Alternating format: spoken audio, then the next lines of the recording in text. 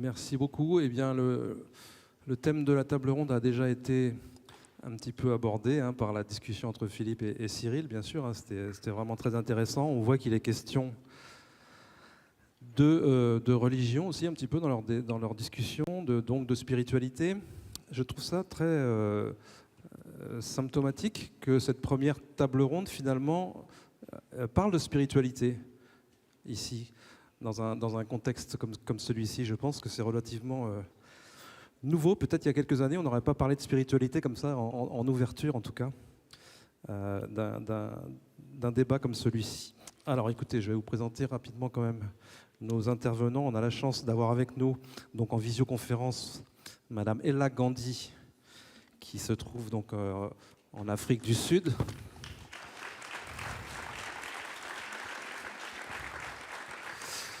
Où elle est née et où elle a grandi. Donc Ella Gandhi, c'est la petite fille du Mahatma Gandhi quand même, qui est une militante des droits de l'homme. Elle a consacré sa vie à la lutte contre l'apartheid. Elle a lutté notamment donc, aux côtés de Nelson Mandela. Mais elle est l'héritière, bien sûr, aussi du combat de son grand-père. Donc c'est une militante de la paix et de la non-violence. On sait que c'est aussi un trait commun entre le Mahatma Gandhi et Nelson Mandela, la non-violence, même s'ils sont aussi passés par des actions peut-être où une certaine forme de violence était requise dans un premier temps, puis ils sont allés vers la non-violence tous les deux. Madame Gandhi a été membre du Parlement sud-africain, elle a représenté le parti du Congrès national africain, et elle est connue pour son travail en faveur des droits des femmes et pour la promotion des principes de non-violence. Et elle dirige l'ashram donc créé par Gandhi en Afrique du Sud. À ma droite, donc Zarina Khan. Zarina, qui est une femme de théâtre, une dramaturge, une auteure, une comédienne également.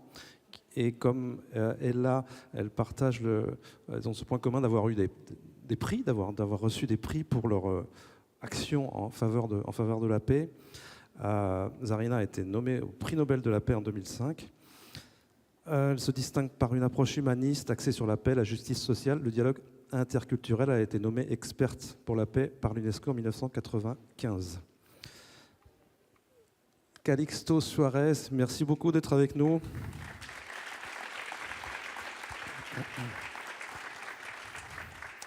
Calixto, vous l'avez vu sur scène tout à l'heure, donc il représente le peuple Arhuaco de Colombie. Le peuple Arhuaco donc, est un des 4 peuples de la région de la Sierra Nevada de Santa Marta en Colombie, dans le nord de la Colombie.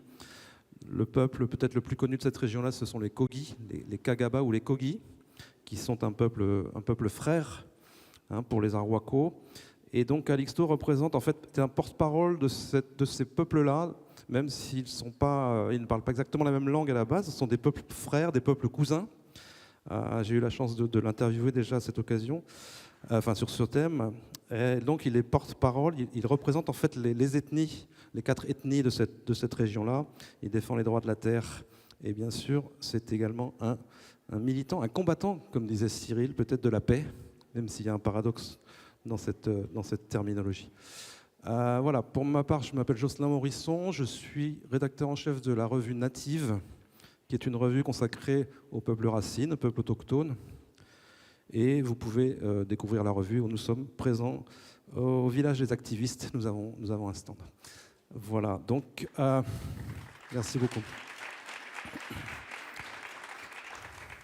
Peut-être on pourrait donner la parole à Madame Gandhi, si vous êtes d'accord, puisque peut-être j'ai entendu ce matin justement à la radio, moi aussi j'écoute un peu la radio, comme Cyril, que le pape François, qui se trouvait en Indonésie hier, a fait le job, comme on dit, et il a fait la promotion du dialogue interreligieux. On va dire que c'est son rôle. Il était en terre d'islam, en terre musulmane. Et bien sûr, il est un messager de la paix, de sa religion, qui prône l'amour, etc. Je voulais demander à Madame Gandhi si finalement, quand on parle de dialogue interspirituel, est-ce que c'est au-delà, c'est au-dessus du dialogue interreligieux? Est-ce que le dialogue interreligieux est un sous-ensemble du dialogue interspirituel? Et puis c'est l'occasion pour Madame Gandhi de faire une déclaration peut-être introductive, une déclaration liminaire. Est-ce que vous m'entendez bien? Do you hear me? Hello, Mrs. Gandhi. Did you hear the question? Did you have the translation into English, or shall I repeat?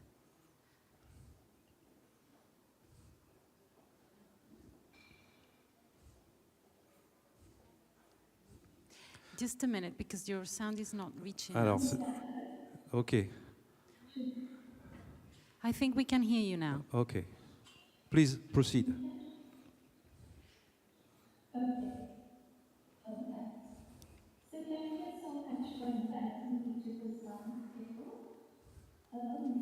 I think when you talk about spirituality and you talk about religion and interfaith work, I think there's a lot of synergy between the two. Spirituality is, in my view, spiritual. When you talk about spiritual, it spans across all religions. Every religion is a spiritual religion. And so that spirituality that believes in God, that understands, spans across all the religions. OK. Can you please pause for the translation? Do you have it? Donc, on me demande de parler du spiritualisme et de la religion, et il y a surtout l'aspect plus important que le spiritualisme est quelque chose qui touche à toutes les religions et qui est au-delà de cela. Oui, si on peut améliorer la connexion, la liaison avec Ella. Est-ce qu'on pourrait essayer de régler le son de Madame Gandhi, s'il vous plaît? Please speak again so we can hear you.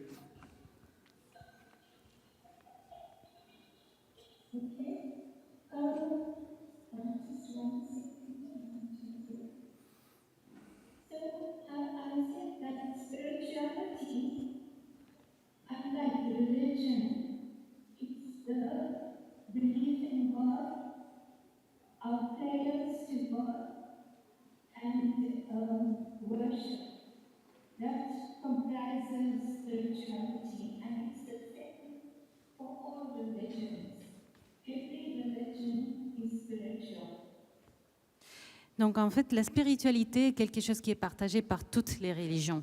La spiritualité se base sur la croyance en Dieu, l'admiration de Dieu, et c'est donc c'est quelque chose qui est présent dans toutes les religions. Go on.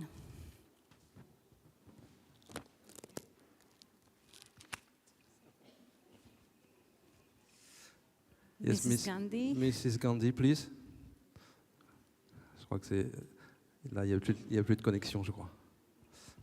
OK, ça va revenir. Zarina, je pense que vous avez beaucoup de choses à dire sur ce sujet-là aussi. Tout à l'heure, Cyril l'a dit, on peut croire en la grâce sans croire en Dieu. Est-ce que c'est là la clé? C'est une jolie façon de formuler les contradictions de la nature humaine. Parce qu'en fait, oui, spiritualité et religion, c'est un drôle de couple. C'est un couple qui n'arrête pas de valser depuis la nuit des temps. Et ce ne serait pas grave si cette valse n'entraînait pas le cortège macabre des guerres, des oppositions, de la prise en otage de Dieu. On peut croire ou non, le mot Dieu est très connoté. On peut avoir la foi et ne pas croire en Dieu. Nous avons chacun une perception du monde qui est unique. Et en fait, je crois que Jocelyn, j'ai vu un peu les questions que tu posais aux intervenants avant cette table ronde, tu parlais d'institution et de spiritualité. Est-ce que la religion n'est pas une forme d'institution de la spiritualité? C'est une hypothèse. Je ne me permettrai pas de trancher. Vous savez, je suis philosophe de formation et j'ai appris que la philosophie, c'est de savoir poser des questions, contrairement à ce qu'on croit. C'est surtout pas de donner des réponses. Et encore moins, et c'est là où notre question est très importante aujourd'hui, encore moins de croire à des vérités absolues. La vérité absolue est mortifère. Elle tue. À l'heure où nous nous parlons, au nom de ces vérités, des enfants, des femmes, des hommes meurent. C'est cela qui est intolérable. Si je suis là aujourd'hui, c'est juste pour rappeler cela. C'est que dans chacun de nos gestes, nous sommes des êtres spirituels. Nous l'avons oublié, nous l'oublions souvent. Bien sûr que certains ont besoin d'aller dans une église, dans une synagogue, dans une mosquée, pour s'incliner devant ce qui nous dépasse. Je le comprends, je le respecte. Mais quand on sort de la synagogue, de la mosquée, de l'église, on doit pouvoir s'incliner devant l'autre qui ne croit pas dans la même vérité que nous. Merci. Merci. Yes, please, Ella, please.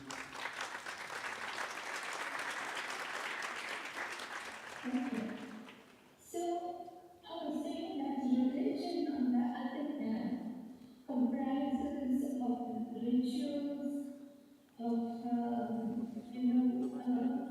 the daily worship that we engage in, and so on, which then is different for each religion.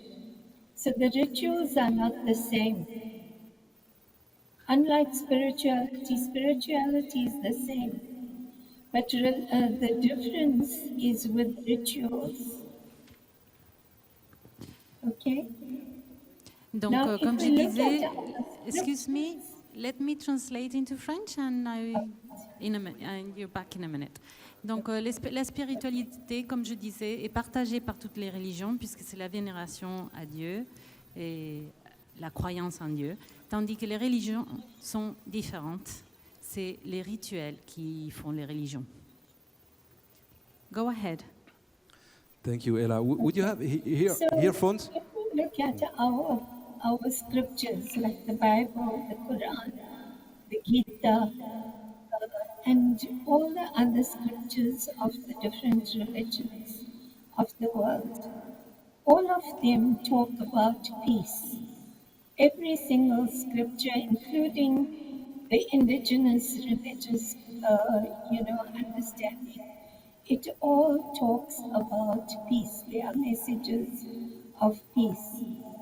But there are also stories of wars. So in all our religious scriptures, there's messages of peace on the one side, and then there's stories of wars.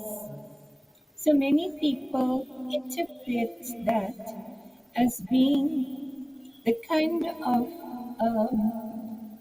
of behavior that we should engage in. But if we, encounter injustice or something that we don't like, then we should declare war.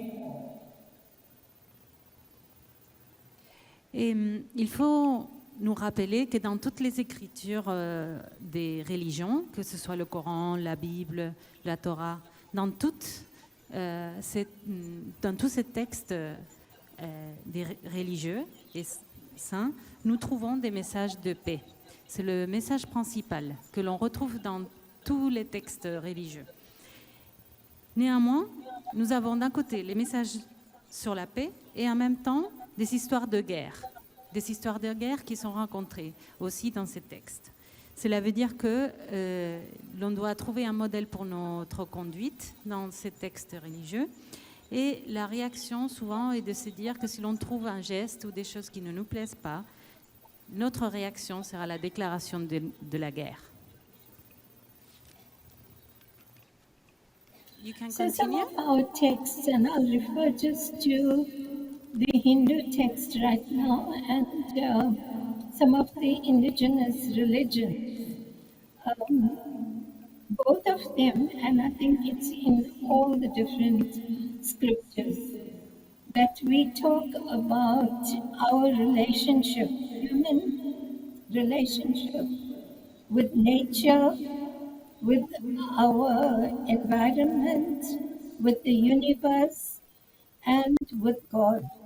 So the relationship between us and God is the same as the relationship between us and animals, us and other human beings, us and nature, and the whole universe. So all that relationship should be with peace. That is what our scriptures say. If we look at it, if we find the passages, you will see that in those passages they are saying that there should be peace between us and nature, between us and animals, between us and other human beings, and between us and the universe. Donc, lorsque l'on regarde les textes des religions indigènes, on trouve néanmoins des références et des explications par rapport à comment doit être notre relation en tant qu'être humain avec la nature, avec l'environnement, avec les animaux et avec Dieu. Et en fait, on se rend compte que de ce qu'il s'agit, c'est en fait que cette relation avec Dieu doit être la même que celle que l'on a avec les animaux ou l'environnement, la nature. C'est toujours ces focus sur la relation que les êtres humains avons avec donc Dieu, la nature, les vivants. Et cette relation est une relation de paix. Vous pouvez très bien chercher ces textes-là, vous allez trouver des passages et vous allez voir que cela se base sur la paix et que c'est ce concept de relation de paix entre nous et tout ce qui est autour de nous. La nature, les animaux, Dieu et l'univers. Merci beaucoup. On va revenir vers vous. Et là, ok. Allez-y, encore une prise de parole. Whether it is the religious heads, our priests, or whether it comes from any other source, the interpretation of our scriptures depends on how that person looks at the scripture. So if we look at the wars that we see in the scriptures and interpret that as saying that we should, be violent when there's an injustice, that we should kill. And this is what our religion says, that we should go out there and kill people. Then that is an interpretation of the scripture. It's one interpretation of our scriptures. There is another interpretation. And if I were to quote from my grandfather, for instance, he talked about the war as being it's not the actual war between two human beings, but it is a war that happens within ourselves, within us.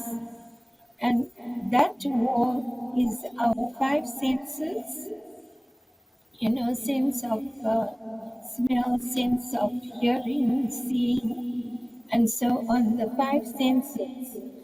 And the many temptations that we see in the world. There are all these temptations. If I were to cite an example, you see something beautiful and you want to take it for yourself. You see something tasty and you want to eat it. So these are our senses that make us want to take and to eat, to consume. to smell, and so on. So those are temptations in the world. And every day we have to confront those temptations. How do we deal with those temptations? Thank you, Ella. Donc, en fait, dans les textes, lorsque l'on regarde les textes religieux, les Écritures, l'interprétation que l'on fait de ce que l'on lit est quelque chose qui dépend en fait de la personne qui va interpréter ces lectures-là. Il y a deux possibles interprétations des passages qui font référence aux guerres.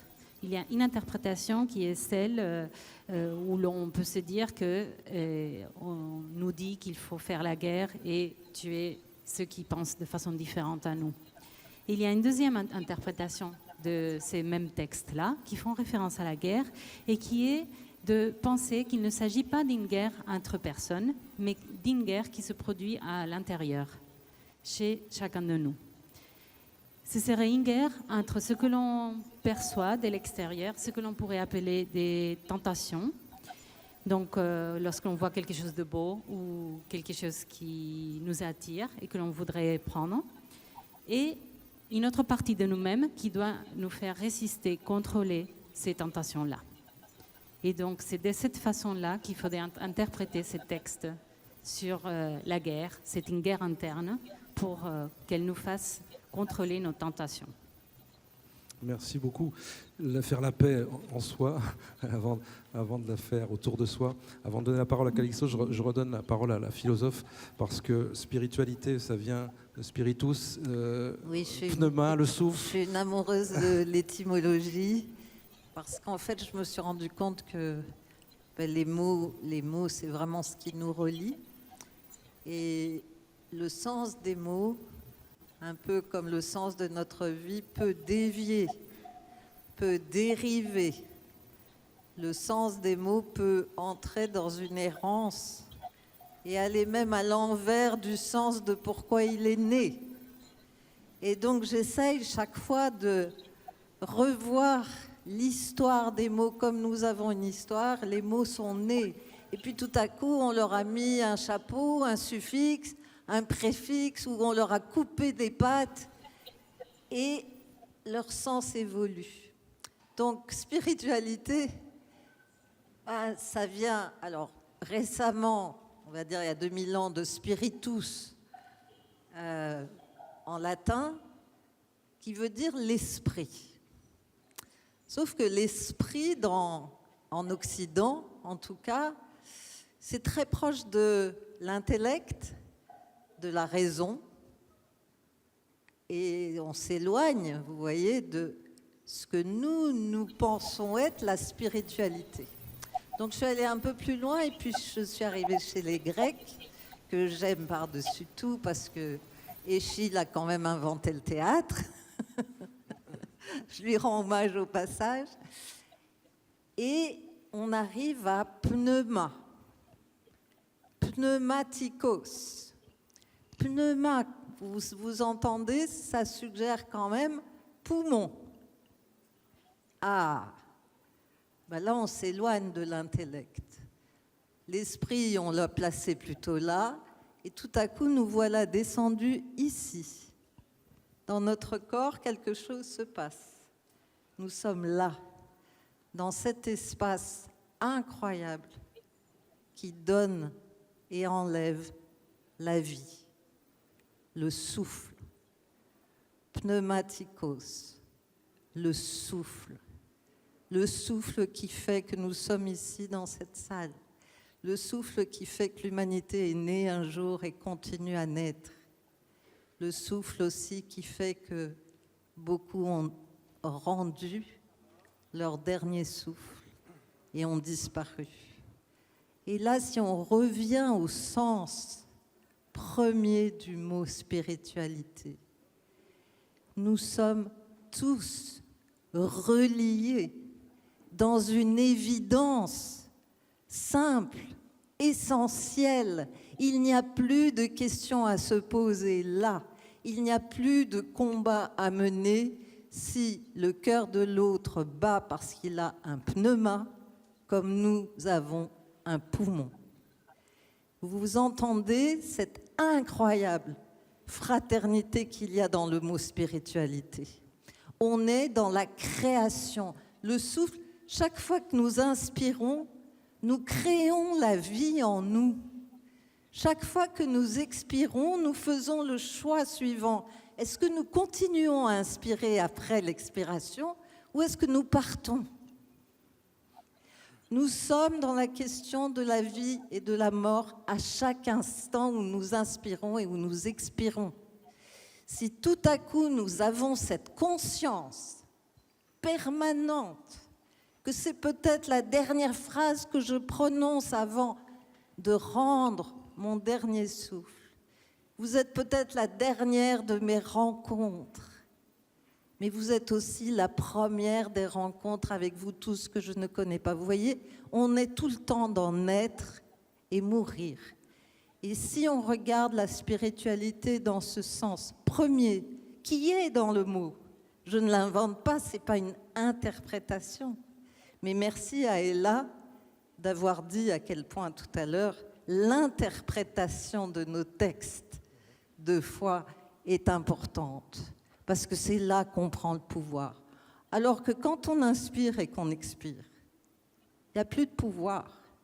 Il y a une grande humilité à avoir. Il y a cette révérence de nos poumons qui permettent à tous nos organes de jouir de l'instant, d'être debout dans l'instant. Alors je le dis debout parce que pour bien respirer, il faut être vraiment dressé, vous voyez, même assis sur ma chaise, si mes poumons doivent s'ouvrir. Et alors, ouvrir les poumons, regardez. Si je continue, j'ouvre les bras et j'accueille. Le corps parle, les mots parlent, et les mots premiers nous disent l'essentiel. Le souffle, c'est la création. Et alors après, si j'ai encore une minute. Oui, parce que je vous relance, le souffle, c'est aussi le verbe, c'est la parole, c'est la vibration originale qui arrive jusqu'à la parole, finalement. Voilà.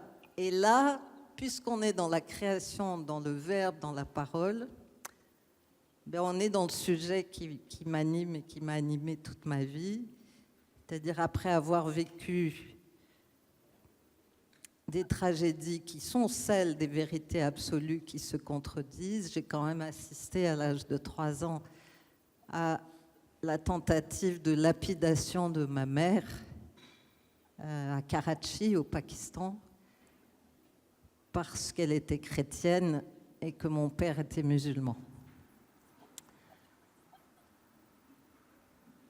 C'est le premier grand souvenir, je pense, que j'ai qui fonde la recherche que je fais aujourd'hui de mais qu'est-ce qu'on fait de ce souffle quand on assiste à cette aberration meurtrière?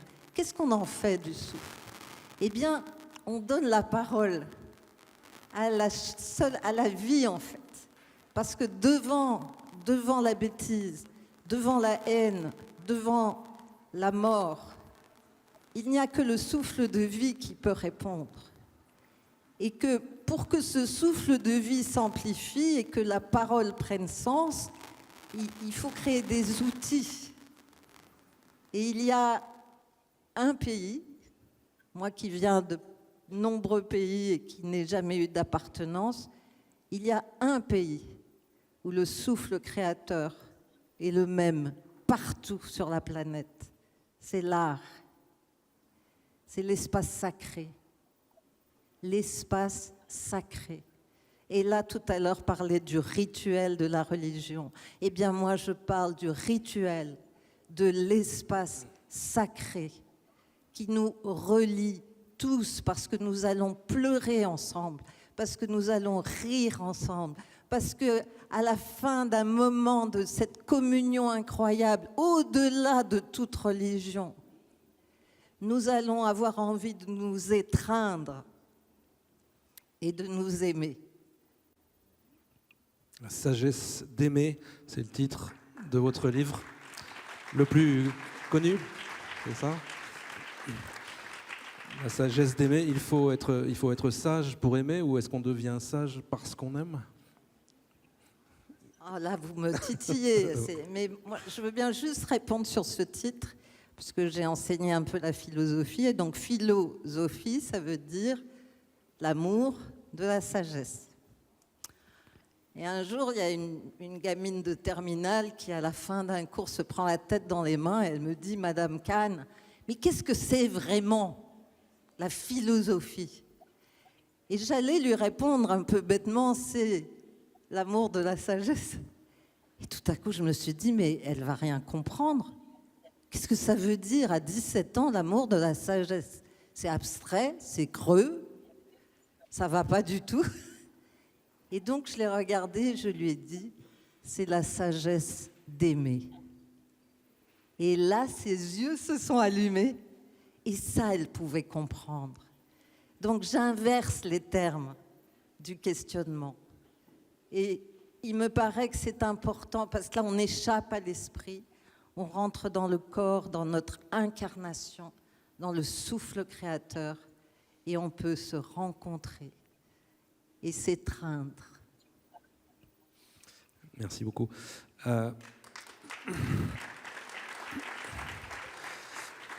Cher Calixto, tout à l'heure, Madame Gandhi parlait de notre relation à l'autre, notre relation à la nature, au cosmos. Ça, c'est typiquement votre spiritualité à vous, peuple racine en général, dont vous êtes un représentant.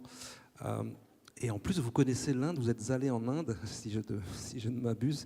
Vous avez rencontré un sage aussi, un gourou, un grand sage indien qui s'appelle Sri Tatata. Je ne sais pas si vous voudrez en parler, mais bien sûr, les spiritualités des peuples premiers, pour nous, ce qu'elles apportent, pour nous, occidentaux, elles apportent cette relation à la nature, et de sorte que notre combat, notre lutte écologique rejoint la spiritualité.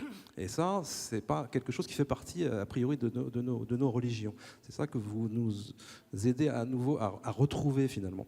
Quelle est tout simplement la question, quel est le message que vous venez porter quand vous voyagez en Europe, en France et ailleurs? Muy bien. Muchas gracias por la pregunta que haces.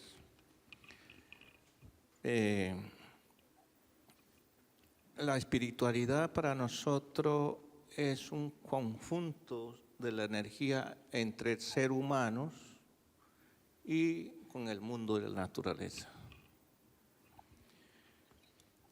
Donc, merci de la question. Effectivement, la spiritualité pour nous est en fait l'ensemble de l'énergie des êtres humains avec le monde de la nature.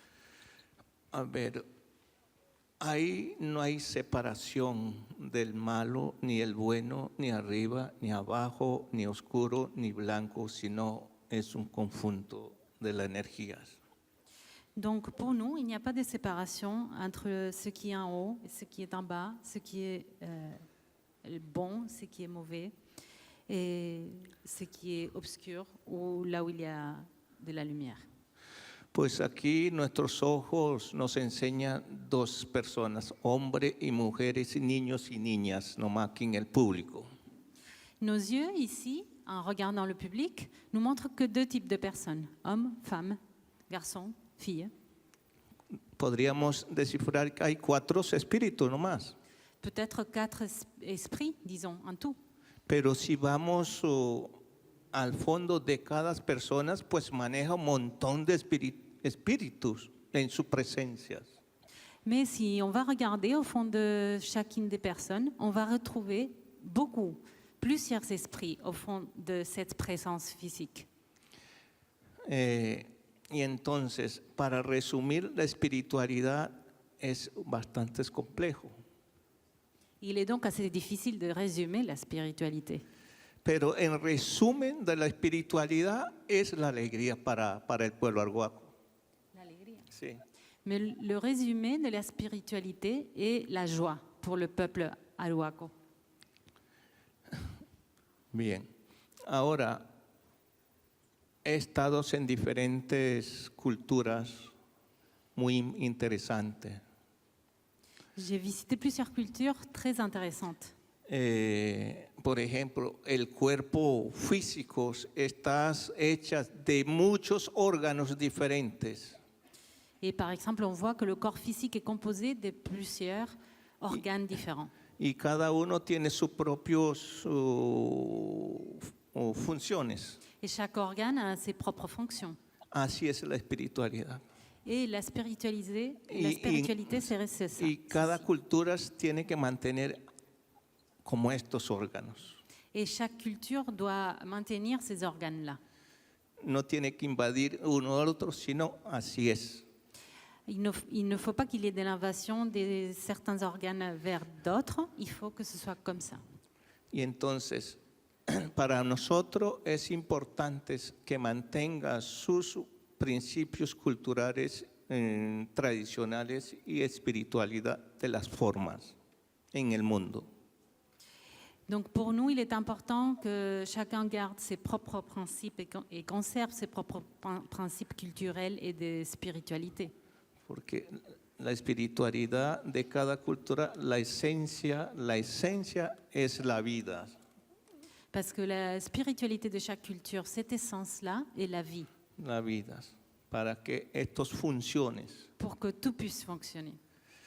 Entonces, así entendemos globalizado. Et c'est comme cela que nous comprenons ce concept de façon globalisée. Y ahora voy a mi cultura. Et maintenant, je parle de ma culture, a mi forma de entender la espiritualidad en mis contextos de nuestros espacios.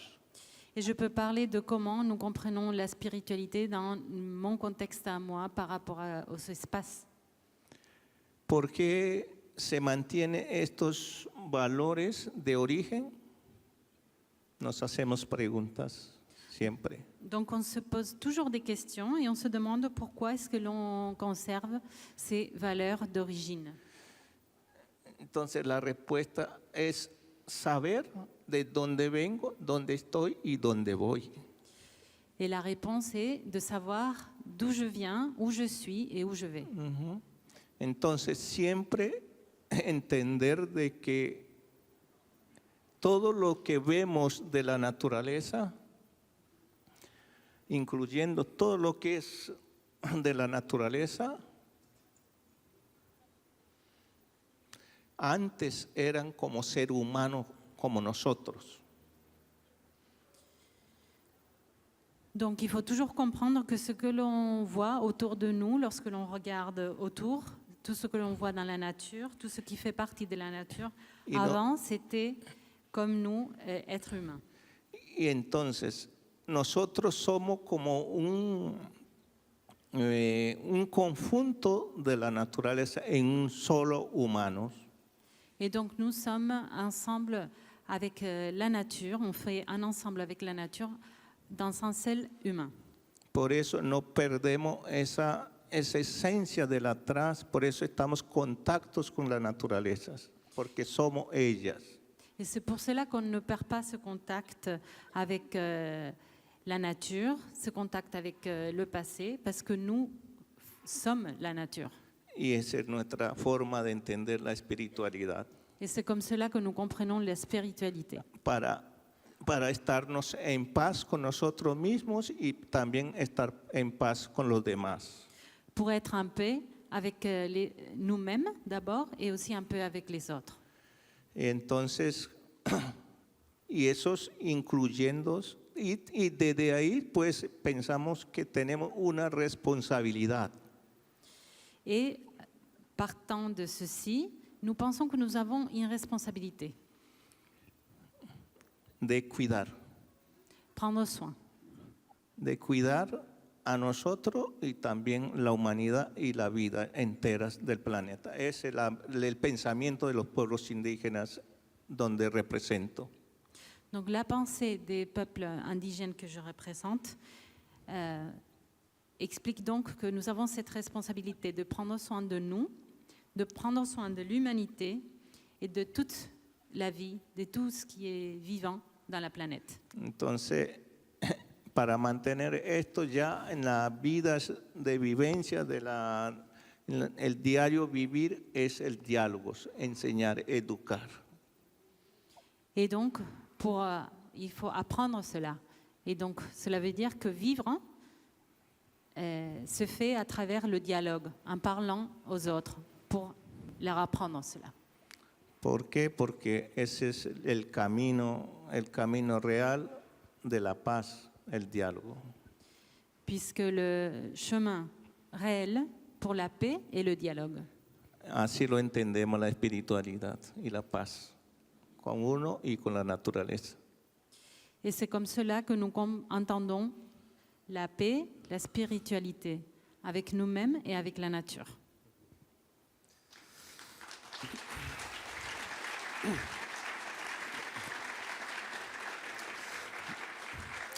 Merci. Je sais que votre peuple a reçu la visite, on peut dire, des colonisateurs capucins, des moines capucins qui sont venus évangéliser les peuples de la Sierra Nevada de Santa Marta.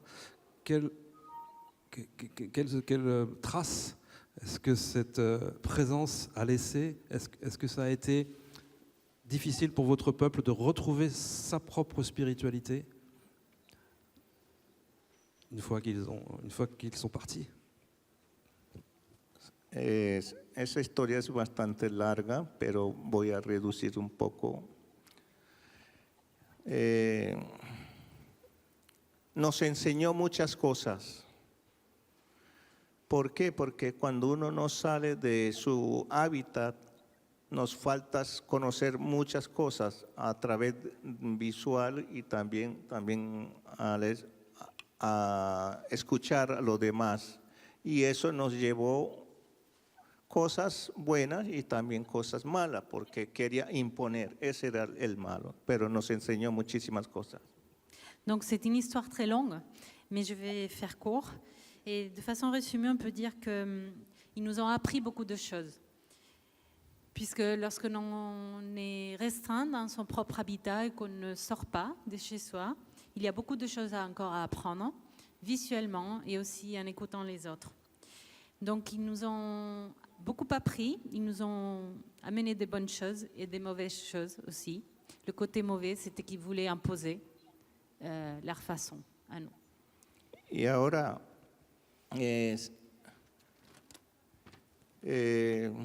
no es la culpa de la misión capuchina, sino algunos dirigentes que se unen con la misión capuchina. No es el pueblo, no es la comunidad, sino algunos dirigentes que invaden, que se unen con la misión capuchina para invadir a la comunidad. Eso es una cosa diferente, que alguien va a invadir. Entonces, lo más importante para expulsar o para que se fueran del lugar es la unificación de los 4 pueblos indígenas. Y también decíamos que energéticamente el lugar, la naturaleza, pues están vigentes, no se ha muerto, no se acaba. Entonces una cultura no se pierde así de fácil nomás, que tiene con ese arraigos fuertes de entender la espiritualidad. Donc, en fait, ce n'était pas exactement la faute, disons, ou la responsabilité de la mission des Capucins. Ce n'était pas les Capucins en soi, la communauté. C'était quelques dirigeants, en fait, parmi eux, qui voulaient envahir nos terres et nos peuples. Donc, c'est quelque chose de différent et il est important de le souligner. Après, au moment de l'expulsion, ce qui a été une clé pour pouvoir justement les expulser, c'était l'unification des 4 peuples indigènes qui se sont réunis. Et aussi, il faut savoir que du point de vue énergétique, ce lieu-là avait des racines très profondes et une culture tellement enracinée ne peut pas disparaître si facilement que ça. Merci beaucoup.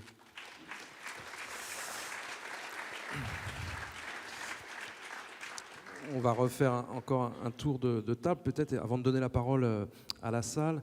Je pense que Madame Gandhi pourra reprendre la parole également. Apparemment, elle nous entend. Zarina, vous vouliez quand même développer aussi la notion, enfin, ce que recouvre ce mot de paix. En écoutant notre ami qui vient de loin, je me suis dit, on n'a pas abordé l'étymologie du mot paix, quand même. On est à climax autour de ce sujet. Et je ne sais pas si vous le savez, parce qu'on n'en parle jamais, en fait, de l'étymologie du mot paix. On parle beaucoup de paix, on fait beaucoup la guerre. Mais d'où vient ce mot? Eh bien, ça rejoint exactement ce que disait notre cher ami à l'instant. Ça vient du mot paître. Et là, tout à coup, vous dites, comment ça? Le mot paix vient des brebis, des moutons, des vaches qui sont en train de paître dans les champs. Mais qu'est-ce que c'est? Qu'est-ce qui se passe? Et là, essayez d'y aller dans ce champ. Ce champ avec l'herbe qui oscille dans le vent, le ciel, Virgile écrit, le ciel nourrit les astres.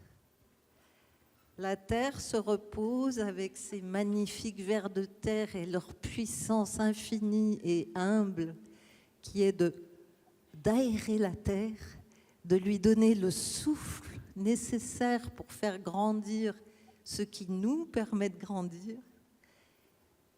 Il y a le berger qui a fait dans un petit morceau d'arbre une flûte, qui joue de la flûte, un chien à ses pieds qui veille sur le troupeau.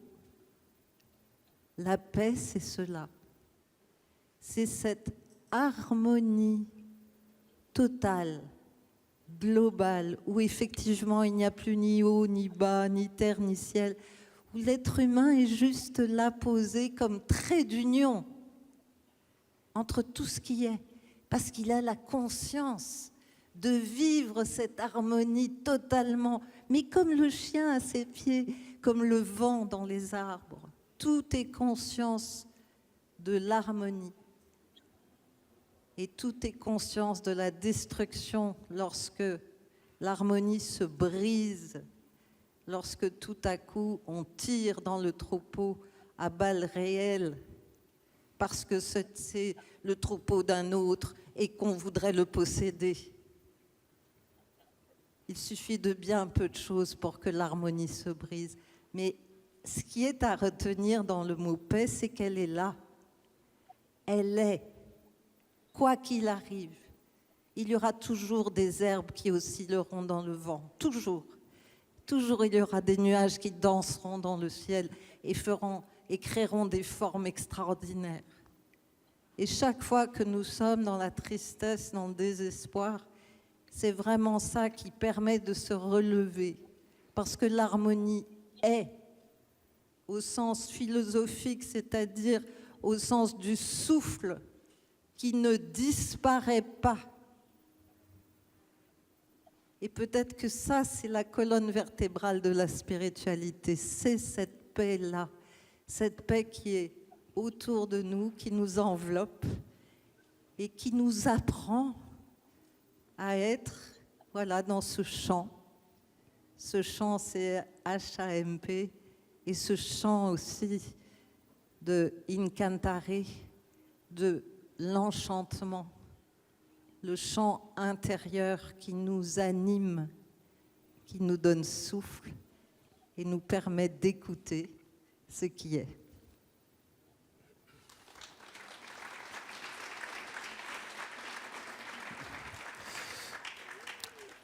J'ai une question pour vous trois, bien sûr. Je sais pas, j'espère qu'elle peut nous entendre et je ne sais pas si on doit lui traduire. Hein. Je voulais réagir à ce qui a été dit tout à l'heure aussi par Cyril Dion, parce qu'il a donné un exemple assez frappant d'une possibilité de dialogue interreligieux, pour le coup, dans un contexte plutôt lié à des problèmes, des questions politiques. Hein. Et il disait, le dialogue, apparemment, il est possible, il donne des fruits, mais c'est notre mode d'organisation politique, économique, qui pose problème, qui hiérarchise tout et qui finalement gâche les fruits de ce dialogue qui est fécond, qui est possible. On le voit bien avec le conflit israélo-palestinien, sur lequel d'ailleurs Madame Gandhi a pris position au printemps récemment, j'ai vu ça. On est au-delà d'une problématique religieuse, je veux dire, on est dans des questions historiques, politiques extrêmement complexes, c'est bien au-delà de la question religieuse. Est-ce que c'est vraiment notre mode de fonctionnement économique, politique qui pose problème plus que les religions elles-mêmes, alors qu'on aurait tendance à blâmer les religions? Là, je reviens encore à l'étymologie, désolée, mais c'est un peu obsessionnel chez moi. Le professeur qui parle. Économie a une racine qui est oikos. Oikos en grec, c'est la maison. Mais c'est la maison dans le sens de la grande maison. En fait, c'est la terre qui est une maison. C'est la racine d'écologie aussi, bien sûr. C'est la racine du mot écologie, qui est bien présente dans ce festival aussi, et dans ce lieu. Donc, économie, écologie, oikos, la maison mère, la maison terre. Donc, l'économie est une dérive. Au lieu de, enfin l'économie que nous connaissons est une dérive. Au lieu de gérer la grande maison, on l'a séparée. On a créé des frontières, on a créé des nations, on a créé des pays. On s'enorgueillit d'être de telle ou telle nation, de tel ou tel pays. On est prêt à mourir pour défendre ses frontières. Et on a perdu la notion qu'on habite une seule et grande maison. Et que nous y sommes tous des invités. On s'en occupe un temps lors de notre passage sur la Terre, et puis on s'en va, et puis d'autres viendront. Donc, oui, tous les conflits. Tout à l'heure, je disais, on prend Dieu en otage. C'est ça qui se passe encore aujourd'hui. Mais c'est ça qui s'est passé lors des croisades. Nous avons aussi pris Dieu en otage, les catholiques, quand ils sont allés, au nom de Dieu, justement, imposer leur religion à des peuples qui avaient une autre culture. Donc, aujourd'hui, peut-être il est temps d'ouvrir les yeux et de comprendre que les conflits ne viennent pas des religions différentes, mais bien d'une économie où certains veulent posséder les richesses, tout simplement, les accès à la mer pour les bateaux, enfin, tout ça est très géopolitique, et qu'il y a une manipulation de l'histoire religieuse, mais qui existe, qui est réelle. J'étais à Sarajevo, je prends juste cet exemple, j'étais à Sarajevo pendant le siège. À mon premier voyage, c'était en octobre 93, j'ai vu des gens habillés comme vous et moi, des femmes en pantalon, enfin voilà, le visage découvert. À mon voyage suivant, c'est-à-dire 9 mois après, j'ai vu apparaître des femmes voilées. Parce que tout à coup, on avait le droit d'avoir des médicaments dans les dispensaires financés par les Américains, mais avec des musulmans, parce qu'on se voilait. Et il y avait une jeune femme que j'avais vue en mini-jupe 9 mois avant, et que je vois toute voilée. Je lui dis, mais qu'est-ce qui t'est arrivé ? Elle me dit, mon bébé était malade, j'avais besoin d'antibiotiques. Donc la manipulation, elle est à tous les niveaux. Quelquefois, elle est simplement dans le fait de ne pas perdre son confort. Là, elle était dans le fait de sauver son bébé.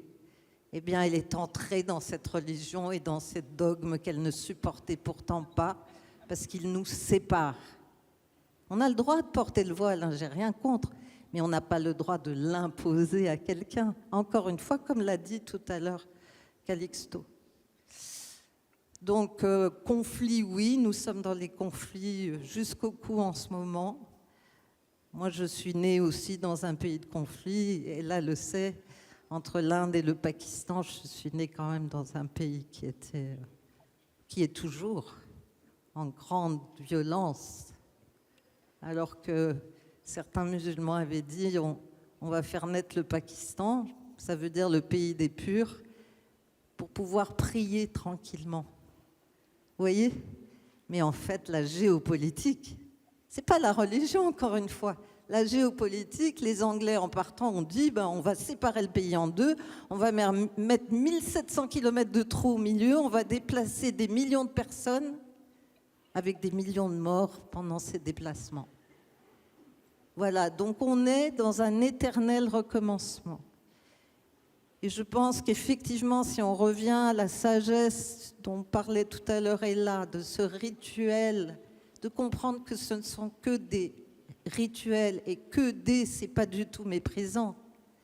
C'est juste qu'il faut remettre à sa place nos croyances, notre foi, et surtout ne pas entrer dans cette manipulation géopolitique qui nous sépare. Je veux dire, moi je suis en partie russe aujourd'hui, mais c'est très grave d'être russe, je peux vous le dire. Tout à coup, on est banni, honni. On a oublié les millions de morts sous Staline. On a oublié la libération de la France, de l'Europe, avec les Russes qui sont arrivés. Tout ça est oublié à une vitesse. C'était il n'y a pas longtemps. Mais tout ça est oublié parce qu'on nous manipule. On dit ils sont tous méchants.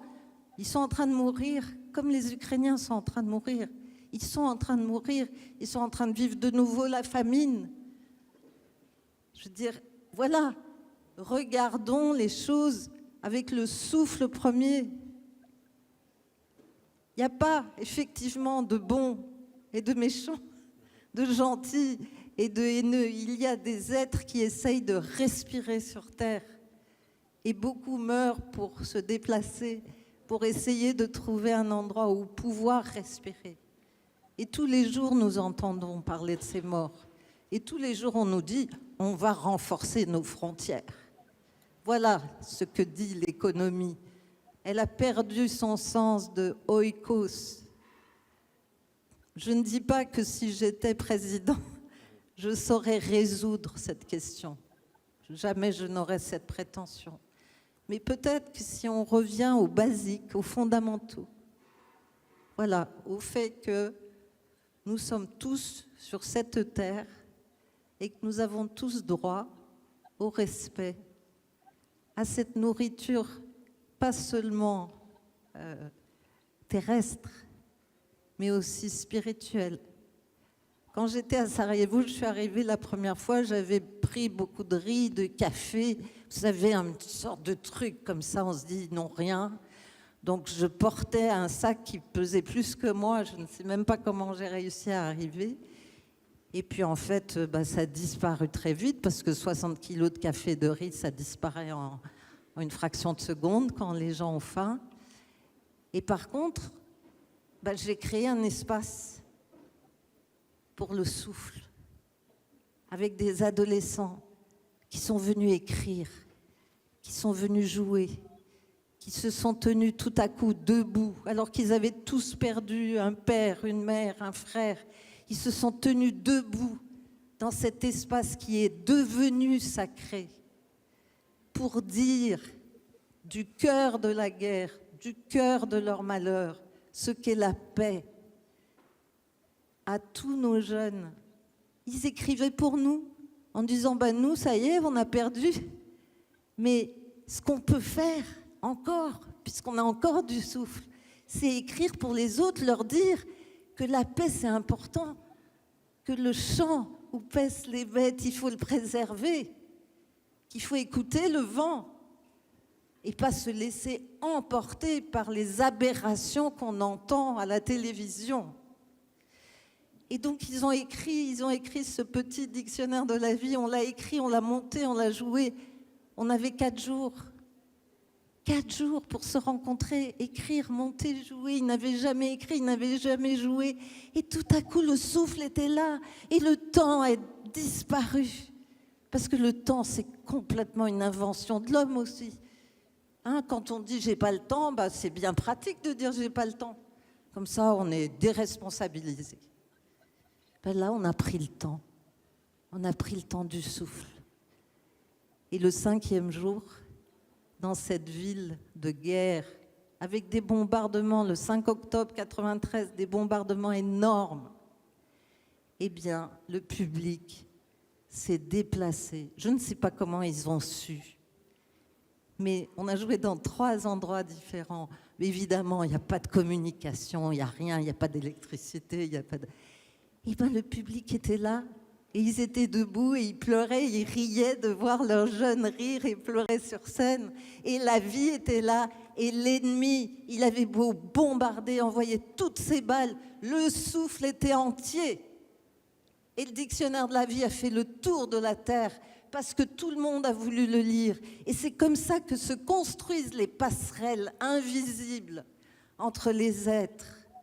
C'est comme ça que le vent nous emmène vers tous ceux que nous ne connaissons pas et qui sont là et qui nous écoutent en cet instant. Je crois à cette grande sphère de pensée qui nous relie et qui nous permet d'être ensemble dans une maison oikos, avec les fenêtres grandes ouvertes, avec les portes grandes ouvertes, pour que chacun puisse y être invité et que le chien au pied du berger puisse jouer tranquillement de la flûte.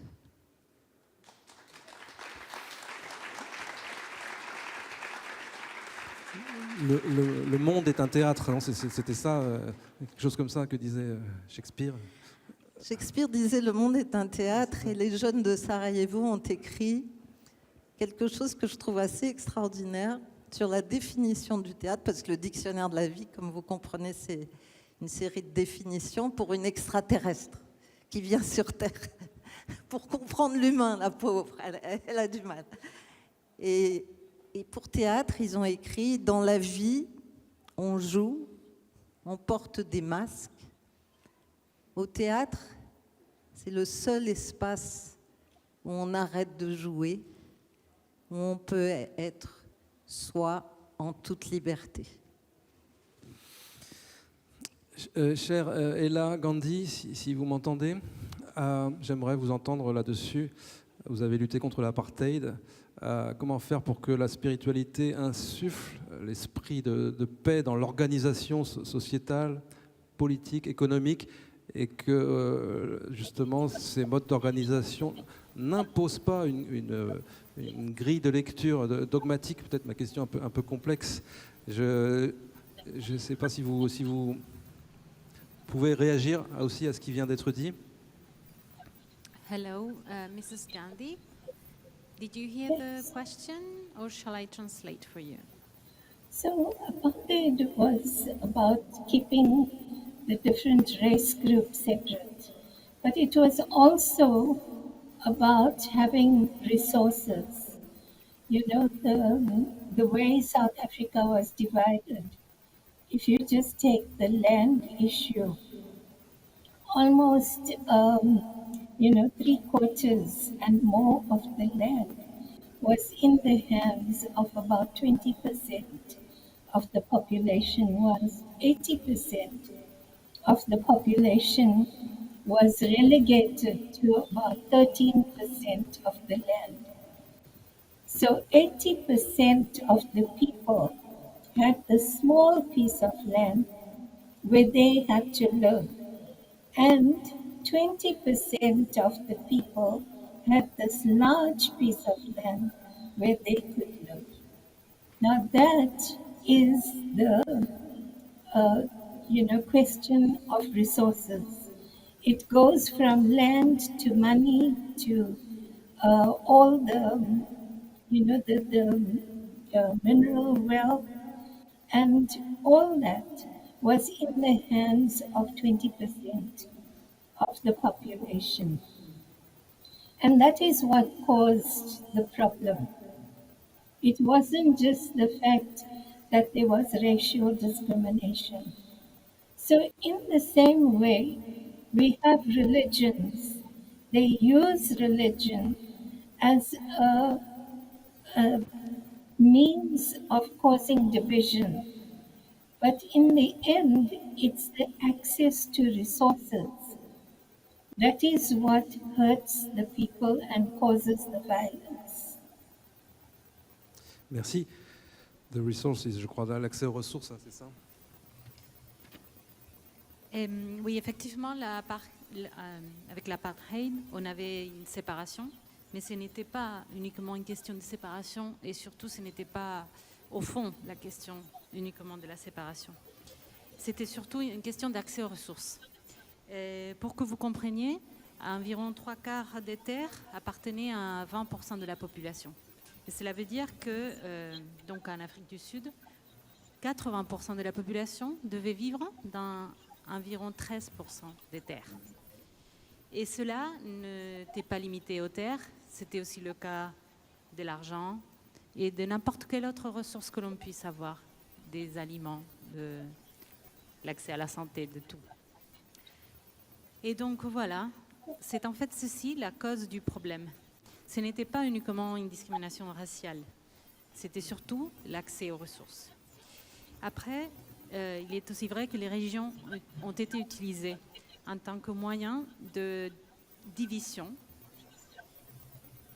Et il faut de toute façon se concentrer sur cela, que en fait, le noyau du problème, la cause réelle, c'était l'accès aux ressources. C'est à travers cela, ce restreint accès aux ressources qu'on peut vraiment faire du mal. Absolument, et ça rejoint la situation bien sûr des peuples comme le peuple Arhuaco en Colombie, l'accès aux ressources, la question des ressources, puisque vos terres ont été confisquées, vous avez dû toujours monter en altitude pour effectuer vos rituels, etc. Et aujourd'hui, vous devez racheter les terres dans la vallée. Vous êtes confrontés au même problème que les Kogis, hein, si je ne m'abuse. Donc là, on est vraiment sur la question aussi des ressources, quoi. Ce système, cette organisation politique, économique qui convoite, qui veut toujours s'accaparer les ressources, c'est la source des conflits finalement.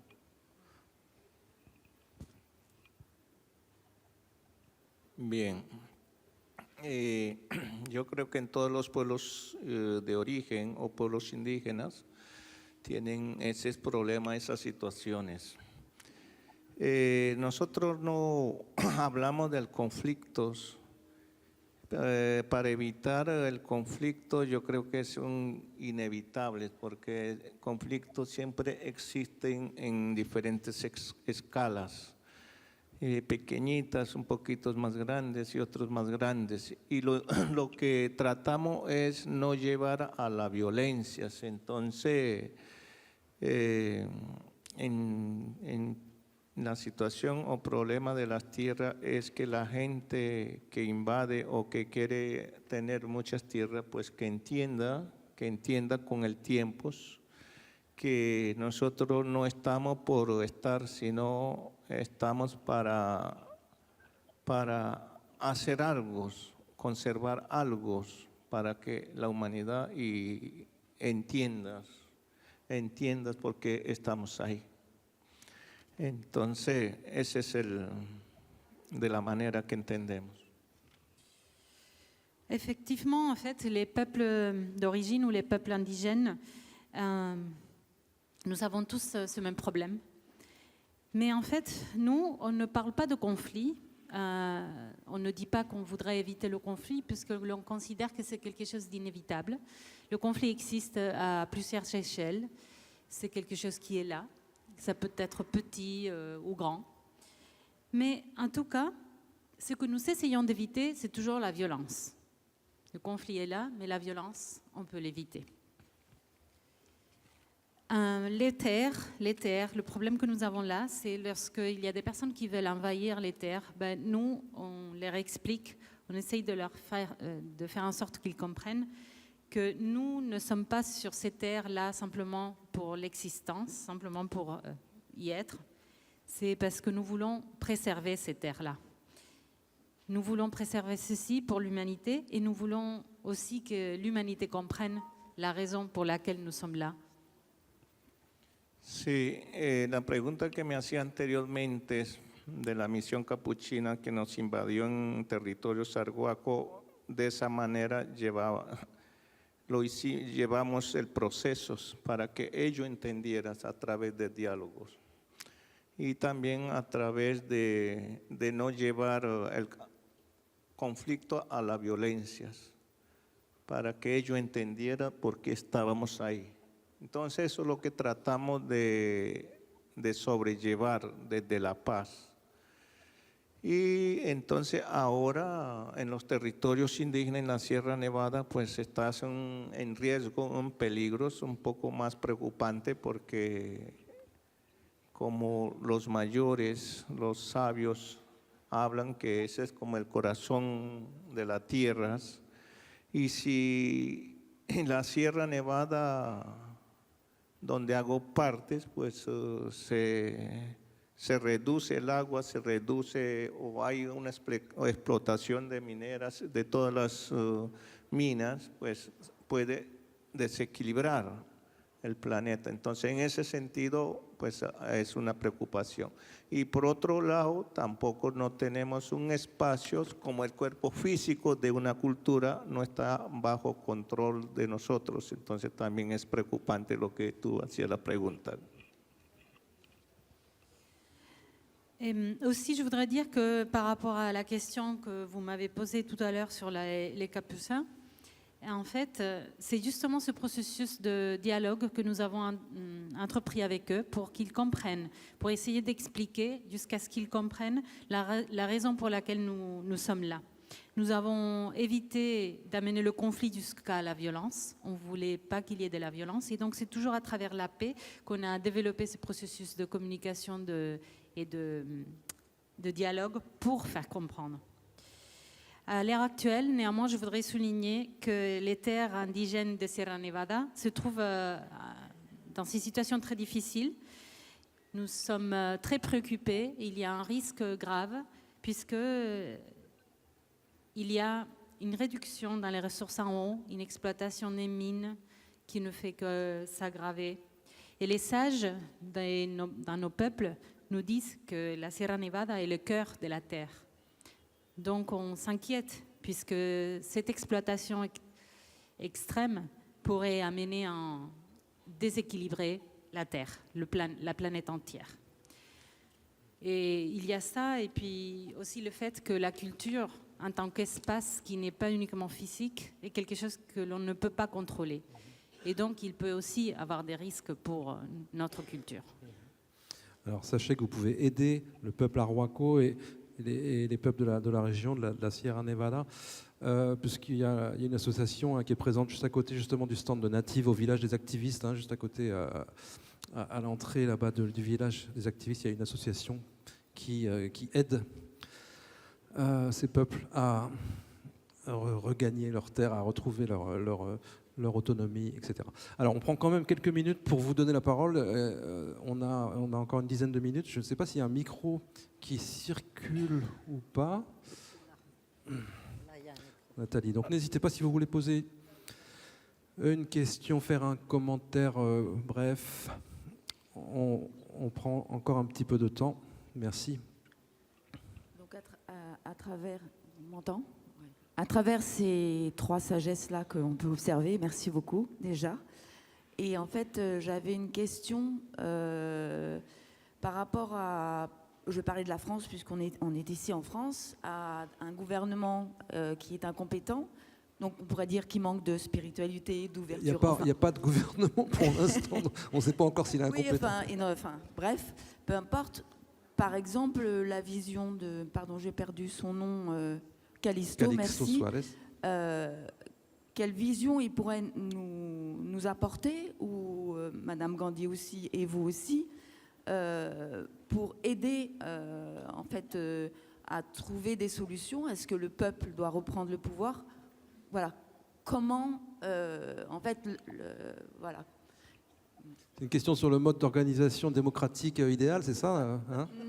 Non, en fait, leur vision des choses, vu qu'ils ne sont pas en France, ce qui est intéressant, je trouve, c'est leur civilisation, leur évolution différente, leur expérience peut nous apporter des choses que nous ne voyons plus, nous, par exemple.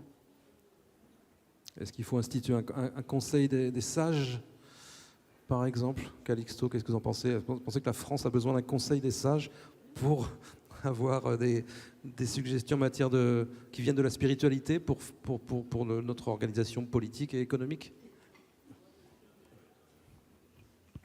Muy bien. Yo siempre trato de compartir para que la gente, la humanidad, primero se quiera a sí mismo, se ame por sí mismos. Es el primer entradas para buscar hacia afuera. Ese es lo primero. Y el segundo, pues la solución no estás muy lejos, estás bastante cerca. ¿Por qué? Porque la sabiduría está en los ancianos y en las ancianas, que nos puede aportar muchísimo en cualquier cultura que seas. Ahí estás las sabidurías que nos puede, a ver, las historias de nuestros ancestros, cómo eras. Entonces ya nos cuenta, porque hemos desconectado con nuestros ancestros, con nuestros ancianos. Eso no hay aislados. Entonces ese es otro consejo que yo siempre doy, porque eso es, por ahí es el camino, por ahí, porque por donde vinos, porque por aquí me puedo perder, pero por donde vinos, cuál desconocí al caminar, es mis ancestros, mis orígenes, cómo se portaron mis abuelos, y de ahí pues, ¿qué puedo hacer? Eso es una de las líneas. Y ahora, en unas familias, si soy varios hermanos, pues tener más tiempo de diálogos, tratar de encontrar más tiempo de diálogos, más de unos, no de fuera, de hacer cosas fuera, sino ¿qué hago yo con mi familia, con mis nietos, o nietos con los abuelos y las abuelas? Eso es una de las soluciones, unas pequeñitas soluciones, porque si pensamos solucionar gran escala, nunca llegamos. Hay que empezar en pequeñas escalas. Ese es mi grano de arena, o algo que aporto siempre y funciona. Bien, moi je dois dire que je partage toujours avec toutes les personnes que je rencontre. Tout d'abord, pour que l'humanité puisse s'aimer soi-même. C'est en fait très important, c'est le point de départ. Il faut commencer par cela, il faut s'aimer soi-même. Et après, pouvoir aller dehors et chercher autre chose ailleurs. La deuxième idée, deuxième conseil important que je donne toujours est que la solution n'est pas loin, elle est tout près. Et il faut y penser. La sagesse est chez les anciens. Les anciens de toutes les cultures ont cette sagesse. Et donc, il faut s'adresser à eux. On s'est déconnecté, en fait, de nos ancêtres. Il y a une déconnexion qui nous a isolés de notre passé, de nos aïeuls. Il faut donc, lorsque l'on avance par un chemin et qu'on regarde, on ne sait plus par où passer parce qu'on peut se perdre, il faut regarder en arrière. Et c'est ce qu'il faut faire, il faut se tourner vers les anciens. Après, on pourrait réfléchir sur quoi faire. Ça serait une première ligne d'action, disons. Et deuxièmement, quelque chose d'important aussi est lorsque, par exemple, on a une famille avec plusieurs frères et sœurs, il faut passer plus de temps, consacrer plus de temps entre nous à nous parler, au dialogue. Pas du temps pour aller faire des choses à l'extérieur. Non, il faut passer plus de temps entre nous, avoir des conversations, des vrais dialogues. Et il faut aussi que les petits-enfants puissent passer du temps avec les grands-parents. C'est cette connexion-là. Et un dernier mot, les solutions, il faut toujours commencer par des petites choses. Et ce sont des petites choses, mais très importantes. D'essayer de trouver une grande solution à la grande échelle, c'est trop difficile, on ne va pas y arriver. Mais si on commence par ces petites solutions-là, ça va nous faire avancer. Et voilà, c'est ce que je voudrais contribuer et ce que je donne toujours. Merci. Eh bien, un mot de conclusion pour Ella et Zarina. Hein. Malheureusement, on n'aura pas le temps, je pense, parce que la question s'adressait à nos trois intervenants. Donc, si Ella Gandhi peut dire un mot de conclusion sur ce thème? Ella, would you like to add a conclusion on Okay. the theme before we finish? I think that there are three very big problems that we face. The one is materialism. Today's world is about getting more and more wealth and having luxuries as much as we can. We don't live a subsistence economy where you take enough for your needs, not for your greed.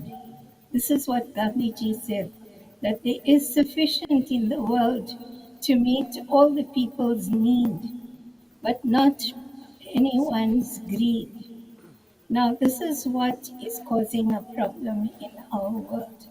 The second thing is that because we are so materialistic, and to keep that material or that wealth for ourselves, we have a war economy. So if you look at the world and you look at your own country, our country, all the other countries in the world, how much of money our countries put into the war economy, producing weapons, having big armies, and so on. How much of money goes into that rather than into food, into healthcare, into education? So there needs to be a change in that. And the third thing is that we cannot sit back and accept injustices. When we see injustices, because some of us have got sufficient, we can survive. But there are millions of others who don't have access to anything. They are suffering. And we need to look at their suffering and do something about it. So we can't sit back and say that there's nothing we can do about it. We have to do something about it. But we have to find non-violent ways to do something about it. And this is the solution. This is what we need to learn about and to understand how do we, in a non-violent way, begin to address the problems of the modern world. That's Merci.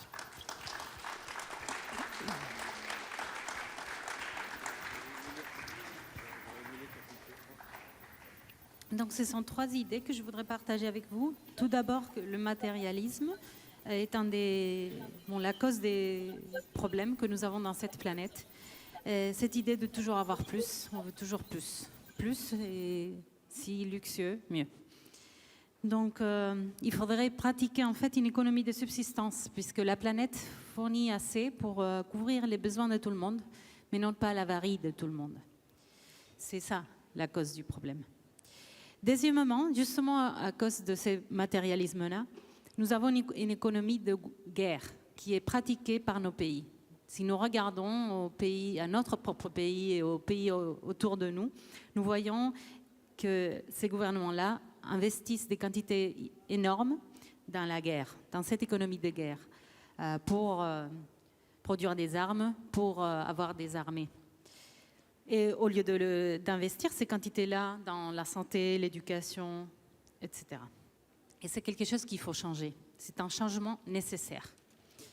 Troisièmement, il faut que nous soyons tous clairs. On ne peut pas rester les mains dans les poches quand on voit d'autres personnes souffrir. Il y a des injustices.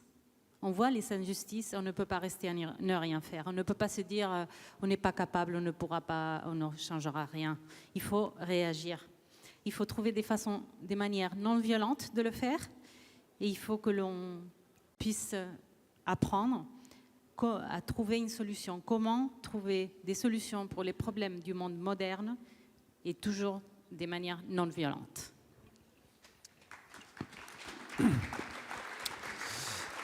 Merci beaucoup. Un mot encore de conclusion de la part de Zarina. je ne sais pas si là, je vous lance de la bonne façon, mais matérialisme, individualisme, c'est les deux mamelles de la souffrance, d'après ce que je comprends. Est-ce que vous voulez conclure là-dessus? Ce soir, je présente on appelle ça un spectacle, il faut bien mettre un mot, mais ce n'est pas le mot juste. Peut-être une prière. Je présente un homme du XVIe siècle, Olivier de Serres, que très peu connaissent parce qu'il est protestant et que c'est un monde très catholique, la France quand même. Donc les protestants sont souvent... Il y a un petit couvercle dessus. Et Olivier de Serres, on dit que c'est un agronome. Il a consacré sa vie à la terre et à l'agriculture. Et pourtant, il a évité la guerre dans le Vivarais tout le temps de sa vie.